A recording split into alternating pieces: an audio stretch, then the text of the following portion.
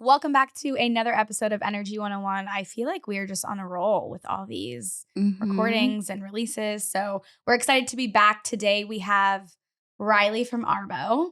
She is a data scientist. And today it's a little bit of a different topic because you're a data scientist. Tell us what Arbo does to kick us off.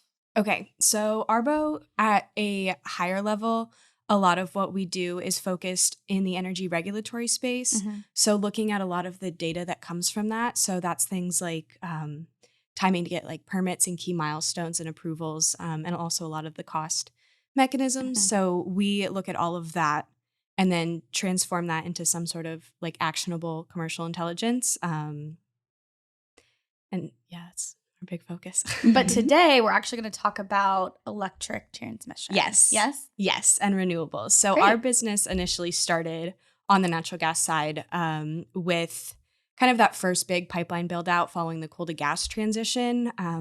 But as a lot of that is slowing down and renewables and transmission are really picking up, where we still have that part of our core business because it is really necessary and going to continue to be needed in the country. But kind of moving and expanding into the renewable and transmission space as well. Great. Cool. So it seems like your role at Arbo is like your data focus and it's shifted over time. So what does that look like with power generation and transmission? Yeah. So I think from a high level, what I do is still the same. It's just the actual subject matter that I'm looking at. So when I first started at Arbo, I was, again, more on the natural gas side, looking at, timing of projects, cost of projects. And a lot of what I do as a data scientist is looking at that data. And then a lot of what I do is actually in Python, which is programming language. And I pull in huge amounts of data at any given time, huge varying on the subject matter because there are only so many pipelines in the country, for example. And then looking at that data, kind of cleaning it up and then analyzing it and pulling out, actionable intelligence. And then a lot of what I do is I turn that into visualizations to really easily and quickly communicate that. So graphs and maps is a lot of what I do. Graphs and maps. Graphs and maps. But then now, as we're kind of moving into this new space, I'm doing more of kind of what I like to think of as the back end work. So a lot more research into not only the processes that go along with these projects and like their development, but also what data is out there. Yep. Like looking at the data, how reliable it is, kind of the source, like what that data is able to tell us, but also what it's not able to tell us. Gotcha. Yeah, that's really interesting. I think data's like what you do is really cool, and I wish that I could do it. I think I, a while back, wanted to become a data scientist. No way. Really? Yeah, I actually looked into like classes and things, but then I was like getting into it and I'm like, We're actually launching a new data-focused podcast this week. Oh, no way. Today. Well, by the time this comes out, it won't be today. But as we're recording, Last week. Today, July 19th. It's called Energy Bites. Okay. And it's all, we have our like in-house data nerd, John. Our little engineer. He is. He's our little data engineer. Yeah. No, data is so cool because there's so much of it. And like, as we go on, there's only ever going to be more of it. But I think one of the big challenges is what to do with it, but also kind of understanding what the data is telling us. Cause I think a lot of times that's where there's a little bit that's lost, I think, for a lot of people is they're like, oh, like I can see that the data says this, but what does it mean? And that's a lot of what we do is kind of taking that like, okay, this is the data, but this is what it means. This is what it implies. And this is how things are going to, look in the future because of translating it to like layman. Yes. We definitely need that. Yep. So can you set the stage for like, what does a power grid look like today? Okay. Yes. And it's different since we're in Texas, right? Like we have our own grid. Yeah. Texas Texas is kind of doing its own thing. So the the United States power grid is really split into 3 separate grids. So when we talk about the grid, a lot of times we're really specifically talking about the transmission lines. So those are the power lines that are taking electricity from wherever it's generated to where it's needed. So at a very high level, there's 3 grids in the United States. The first is in Texas, since we're here. The second is really everything that's west of the Rocky Mountains. Mm-hmm. And then the third is everything that is east of the Rocky Mountains. So a lot of times power is generated not necessarily where it's needed, especially Mm-hmm. as we're shifting to a lot of renewable solar and wind power generation, because you can't put acres of solar farms and acres of wind farms right up against the cities. So that power has to be taken, to wherever Elsewhere. it is needed, Mm-hmm. typically in those urban city areas. Yep. Great. I feel like we talk a lot here about how one of our missions is to raise just general energy IQ for the world. And we always joke that I think the common person has no idea where their electricity actually comes from. They plug something in, it has power, and that's it. So let's school them today. Where does our electricity come from? Yeah. So it comes from a lot of sources, I would say. But in general, once that electricity is generated, it's all the same. So historically in the US, most of our power was generated with coal, firing coal and then taking that steam, and then it turns a little turbine, and then that energy is pulled in, and that's where the electrons come from. Again, with as we really had the shale revolution and then kind of boomed with the pipeline build out, a lot of that coal has been replaced with natural gas generation. And now as we're moving into the space of renewables, a lot of that is now being generated with solar and wind power. But regardless of how it's generated, it doesn't really matter at the end of the day because it's all an electron. And then those electrons are fed into, from the power plants, they are typically fed into some sort of transformer, which steps up the voltage. And then they're fed into typically a higher voltage transmission line, just because you can transport more of it at a given time at a higher voltage. And then, so a lot of times that'll be taken further away, especially with renewables. Fossil fuel plants can usually be a little bit closer to the cities. Yeah. Regardless, it needs to be brought to where it's needed. And those are usually on the higher voltage transmission lines. Once it gets close to those areas, it's typically goes through another substation, another transformer, and step down to a slightly lower voltage. And then it kind of feeds out, like in this case, like let's say across the city. And then once it gets to a neighborhood, a residential, commercial area, it's typically stepped down one more time and then fed into a power line that's attached to your house. So it's safe to power your home. Okay, first dumb question. Yeah. Does it lose? Okay, I don't even know if this question makes sense. And I always preface my dumb questions like that because I don't know. I have to. Does it lose power or maybe voltage as it's being moved, like transferred from, the...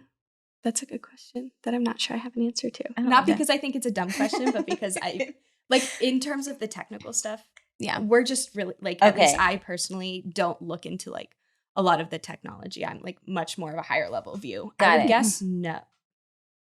Maybe? We're going to find out. I feel like after we're done recording, we'll Google and we'll put in a little blurb. Yeah. Yes, it does, or no, it doesn't. Or someone just come on and teach us that exact thing. I mean, honestly, it's just something I've never really thought about. I know that typically solar and wind plants, they have a capacity value. And this is also true of natural gas, but it's typically much lower for solar and wind just because they're really dependent on the weather of any given day. So just because it is capable of generating, let's say 10 megawatts of electricity, from day to day, depending on the weather, like even 2 days in a row, like that solar plant, the sun might shine all day. So it can have really close to that capacity. And then the next day it'll be cloudy.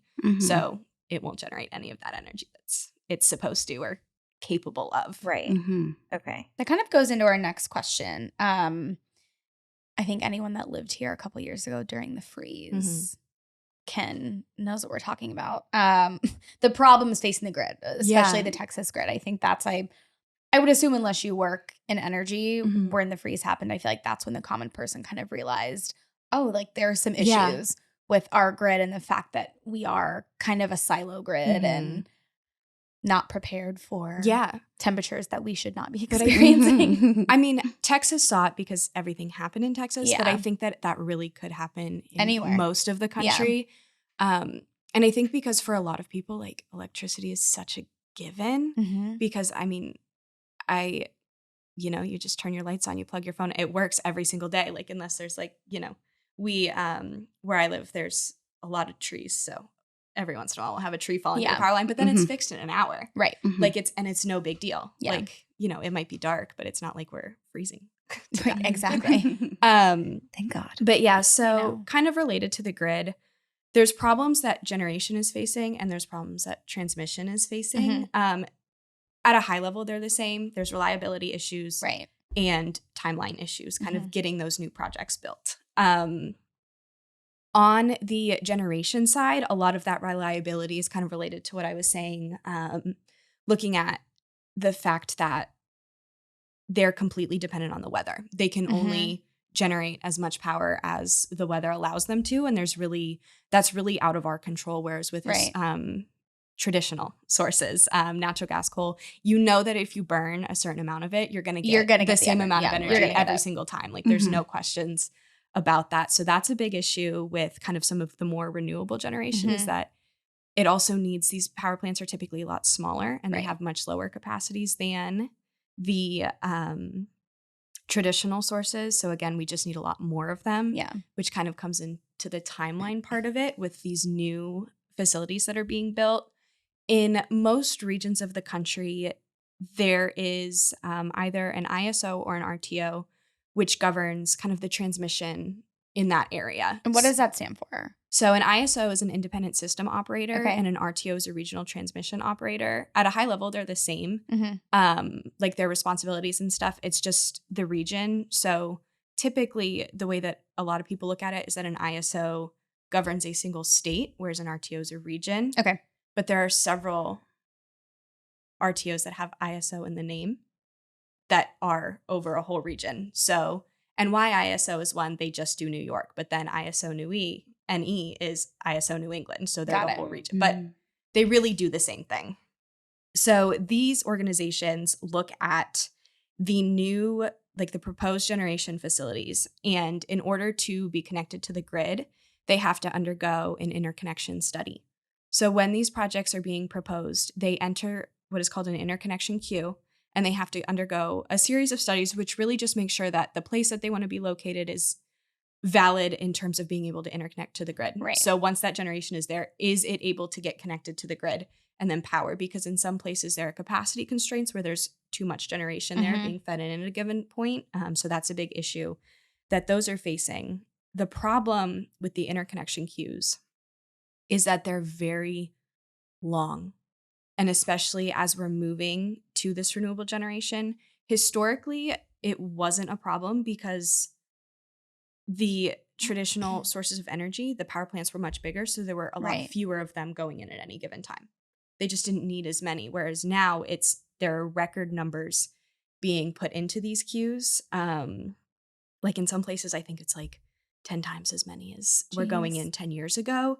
And because this process is so long, a lot of these projects are what we refer to as speculative. Mm-hmm. So they just kind of stick them in, see what's going to happen. And then it's something like 80% in some regions of the country end up withdrawing before they even, Wow. complete the first study. So that's a huge burden on Yeah. like the queues themselves, but also the people that are working to kind of try to get through these. So it is just a compounding problem. So it's not like you can just find a patch of land and No, no. throw a Set up power shop. generator. But where's the electricity going Right. to go? Yeah. So, and that's a huge piece of it. So then kind of moving to transmission, the reliability for transmission is a little bit different. One of the things that we find with the grid in the United States is old right now. Oh. And it hasn't been, it's okay to this point, but now we're getting to the point where a lot of those existing lines need to be upgraded and replaced because they are so old. And that is one of the issues that kind of brings the reliability of transmission lines. And this is what we saw. Right. What in happens when they're Texas? old? They just stop working? Yes, a lot of times. It's terrifying. Yeah, I but know. also they can cause safety hazards. There have Yeah. been a couple wildfires, specifically out in Mm. California, that have been linked to Mm-hmm. the Yeah. aging transmission lines there. But really, they no longer become reliable. They can stop. They can't hold the same capacity. Right.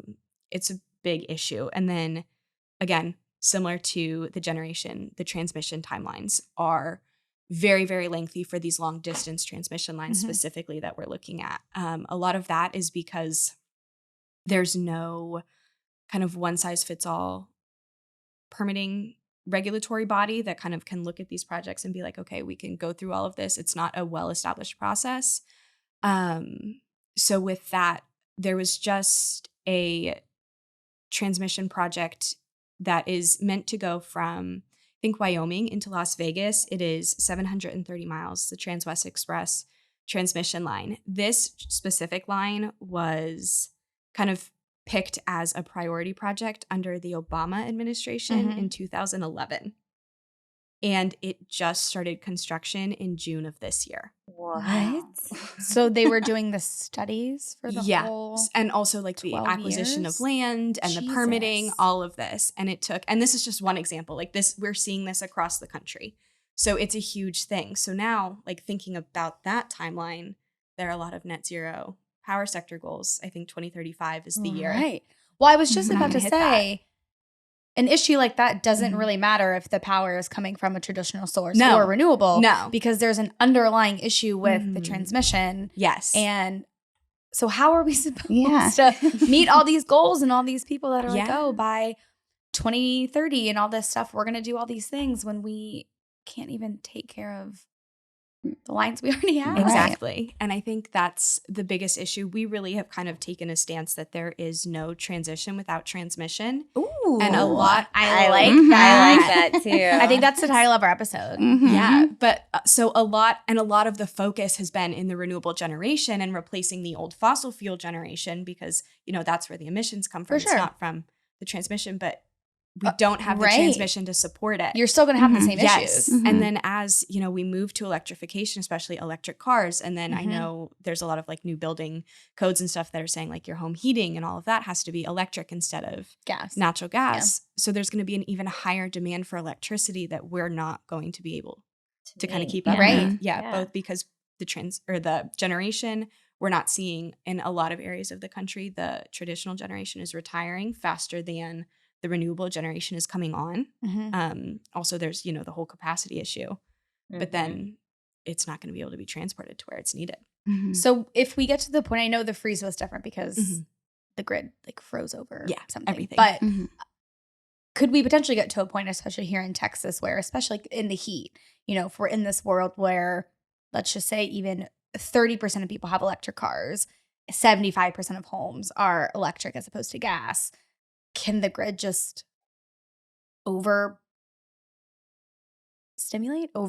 and it just like shuts off? So you know what I mean? If you it just that's break. A lot of times when kind of the regulators step in. I know in California a couple years ago when they were having the extreme heat and there was a drought, so they weren't able. A lot of their stuff is hydropower, and they had the rolling blackouts. I think that it would probably go to that before like the grid would just explode, give out. But you know, I mean, that's what I'm wondering. Yeah. No, you know, so, you can like bust a circuit in your house, and if you're using too many, like I feel like I've been on like bachelorette trips where everyone's plugged in every bathroom, and all of a sudden all the power goes out. All the blow dryers going at once. I think it would take a lot for the grid itself to like be overloaded, but there could absolutely be cases where they would step in and be like, all right, we're going to turn the power off to your house from this time because there is too much demand and we're not able to meet it. That's actually really scary to think about. And I feel like no one really talks about that side of it. Everyone is really focused on the scary part of the environment if we keep using so many fossil fuels, but not. What's the scary part about going back into the 1920s when you have no electricity? Like, I don't want to live that life. Me either. But I don't think people know because that's not what people are talking about. Right. Yeah, it's absolutely like, oh, we need to go all renewable. Okay, that's great. But like, we need reliable power generation. We need to keep the lights on. Yeah. Well, right. It's all fine and dandy that we could potentially have all this wind and solar renewable power. But if we can't get it to the people who need it, then what's the point? Yeah. And that's where there's just been so much investment in the generation and so much focus in the generation and so little on the transmission side. And that's really going to be I've honestly never heard that transmission is a problem. No. At all. But it makes sense that a lot of what we have is old and just needs updating. Like I feel like just like you would update any part of your house, or get a new AC or get a new water heater or whatever. Yeah. Yeah. So what is the solution? Do we need to have transmissions in rural areas like more? And how do you combat like the NIMBYism? And for those who don't know what NIMBYs are, it's not in my backyard. So like they don't want all the infrastructure as an eyesore. Yes. Yeah, so absolutely. There was a study that came out of Princeton maybe a couple years ago at this point, which basically said we need to expand the grid by 5 times by 2050, I believe, in order to kind of meet like this need for electricity as it's going to continue to grow as we push towards electrification, and especially with, you know, the move to renewable, because it's going to be coming in so much more places. But it's also going to have to expand out into these rural areas because that's where so much of the renewable generation is, and it has to be located there. Right. Like it's not like there's any other option. There's nowhere else for it to go. Yeah. Right. So once you, like we were saying earlier, I think the easy part of my mind would be finding land, identifying it. But you were mentioning there's a lot of issues with permitting, and it can take obviously 10, 12 years to even get something started. Yeah. So is there do people realize that? Is there any like reform being talked about around the permitting? Like how do we, because that seems to be an issue that also needs some reform before we can really get to where we need to be. There have been a couple of the big pieces of legislation have kind of identified funding and kind of put forth like funding and tax credits for some of these things. But it's not really actually doing anything in terms of fixing the problem. The Department of Energy has just recently undertaken a what they're calling the Building a Better Grid initiative, where they're really trying to look to identify some of these areas where, you know, transmission is needed the most, either because a lot of times it's because the existing is old and it's congested. There's a lot, you know, going in and coming out. But right now they're not really doing anything, which I recognize that it's not an easy thing. It's not and it's going to be expensive and it's going to take a lot of time. So there's been the start, I guess, but like nothing has been done yet. And it's not to say that that's a bad thing. It just means that we're probably not going to meet some of our, you know, emissions goals related to the power sector. When you would hope that would be just kind of a built-in thing to all these like we'll get there initiatives eventually. They're putting forward for renewable energy sources. You would think kind of like a layer to that should also be, hey, we also need to fix our transmission. Yeah. So there have definitely been some things started, and it's going to be hard with no federal oversight. I know that's a big thing. Yeah. You know, people want federal oversight. People don't want federal oversight. But that's what we see on the natural gas pipeline side, is because any project that's crossing state lines has to go through a review process with the Federal Energy Regulatory Committee, FERC for short. And because of that, the process is short. In comparison, it's still like 4 to 5 years in some cases. But with that federal oversight, and it also kind of allows federal eminent domain over the land to build some of these projects, which, you know, whether that's a good thing or not, you know, that's its own argument. But if that would help, and also just with the federal permitting, looking at it that way, it would really kind of streamline the process, because right now, if a transmission line is crossing state lines, it has to go through the process in each state individually. Some states, oh my gosh, how have we not figured that out yet? Some states are similar, like some regions of the country who are under these ISOs and RTOs. They have similar processes in order to help, because it's just like a huge regional effort to do it. But in a lot of cases, these are being, you know, developed by private developers. So those developers have to go into each state, complete each process individually. Typically, there's an environmental review that goes with it. And a lot of times it's going to be each state is going to do their own. Whereas now, like with these pipeline projects, there's just one federal environmental process. There's still state permits that need to be acquired for different projects, but it's just a much more streamlined process. Do you feel like a part of the problem too is politicians not being educated on energy? Yes. It's full stop. Yeah.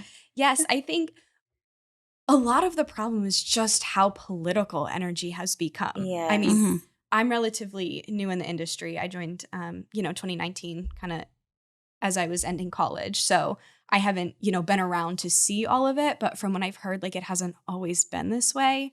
But because it's like, oh, energy, and then it becomes climate change, and then it becomes this huge political issue, which at the end of the day, like it shouldn't be that way because we all need it. Like it doesn't, like it does not matter. Like if you are a person, you need the energy. You need energy. The end. Yeah. And I think because it is so politicized, and that's actually a lot of our customers have relationships with different legislators in different areas and come to us for the data to kind of use to educate them. And then they can go use that either our customers or a lot of the midstream natural gas companies, they're either working directly with the legislators or they're going into lobby and use that to educate them so that they know more, because that is kind of how a lot of policy happens in this country. And I know it's not that way in other countries where the people who are making the laws are not necessarily educated in the space that they're making the laws in. So we see it a lot in energy specifically. It's very sad. In Europe, they actually have like experts who kind of like write these ideas for the policies and kind of like are like, okay, this is why we should do this because of all these statistics, because of all of this. But that's not how it works in this country. So that's, I know Senator Manchin is one of the big ones who's really been pushing for a lot of these things related to energy and getting them included in the legislation.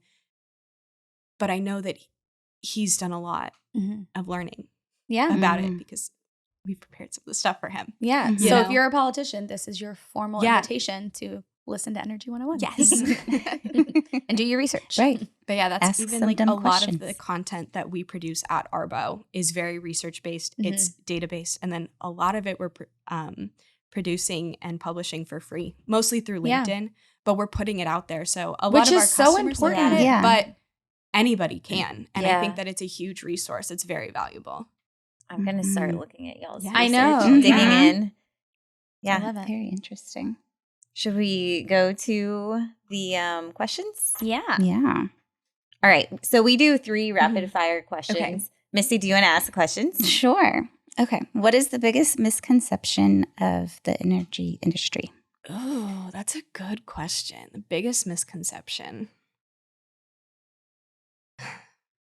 I think I would probably lean to the idea that natural gas is like the absolute biggest enemy for the energy. Well, I guess for the common people, the energy industry, they know, they like it.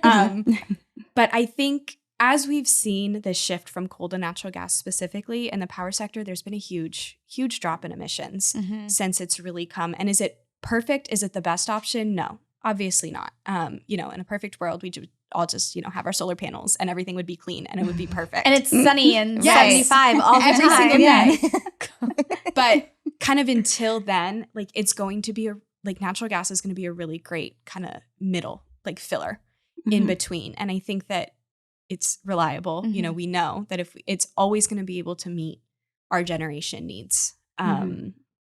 At least as we, continue to transition, because this isn't going to be a quick process. No. It's going to take a really long time. And it's not the best option in a theoretical world, but here where we are now, it's the best option for now. And we're not, we're not going to shift away from it. I think like a lot of people, I don't necessarily if they think we're going to, but like a lot of people would hope. Yeah. Yeah. Why should people care about energy? I mean, we can't. I mean, I guess we could live without it, but not as we live we now. Don't want to. I don't want to. We cannot live without it, and it touches everything. Yep. Like I also think, kind of totally pivoting into some of the oil and stuff. I don't think people realize like how much of that is used for things that they use in their everyday life. Probably 95% of the things in this room. Right. Yeah. So even outside of electricity, it's everywhere, and we need it if we are going to like continue this quality of life that we have in 2023. Agreed. Love it. What is your most embarrassing story work related? Oh, okay. So I graduated from college in 2020. So, very start of the pandemic. So I moved home and I was living with my parents, which I feel like a lot of parents don't really get the work from home thing. Like they're like, are you working? Like, yes, like I know I'm home, but I'm working. I have a lot to do. Mm-hmm. But so my parents have a pool, and where I had like all my work stuff set up was in their basement. And behind me was a bathroom, a door to the bathroom. So that's when people were out swimming, they would come in from the pool and then use the bathroom that was right behind my desk. So I was in a meeting. Fortunately, it was only internal, not with any customers. And at Arbo, we're so small. So we kind of like really tried to keep it like personal, and we did all our meetings with cameras on. So I'm in the middle of this meeting with, I couldn't tell you what we were talking about, but I'm, paying attention, minding my business. And the next thing I know, like I see in the corner of my eye in my camera, my cousin she's pretty close to my age, but like walk back behind me in a hot pink bikini. And then did she go straight to the bathroom? No. She just kind of like lingered there. And I'm like I'm You're in like shock, moving your so head. I like don't have You're like it. trying to go. Like I'm like, I could just turn the camera off. But I'm like, oh my God. And I don't know if anybody noticed. Like nobody said anything to me. But that definitely like sticks out as like that's definitely funny. I'm glad that like it was all internal because, like it's kind of embarrassing, but like whatever. I could not have even imagined if that was like on a customer call. Because like when you're on the call with customers, you're like looking to see what's going on in their background, It's like you don't see them every day. So you're like, I like your tapestry. I like that piece of art. I'm sure a lot of people have some pretty embarrassing Zoom stories. Zoom. Yeah. Screen share stories. Well, at least she was wearing a bathing suit. Yeah. Oh, yeah. Yeah. I know. Yeah, but I'm hot pink bikini. I was like, oh, girl. Yeah. It's just like, That's everybody funny. else knocks before they come in. They know. So I'm like, I have some warning. She's just like, here I am. Right. Yeah. And then she just stood there. I'm like, She's like, are you wow. gonna go to the I bathroom? like That's it. why you're here. Yeah, that's definitely one of the big things. Every once in a while, I'll when I make charts, when we talk about natural gas capacity, a lot of times we're looking at in terms of decatherms per day, which is abbreviated as DTH per day. So when I'm labeling them, I say DETH per day in my head.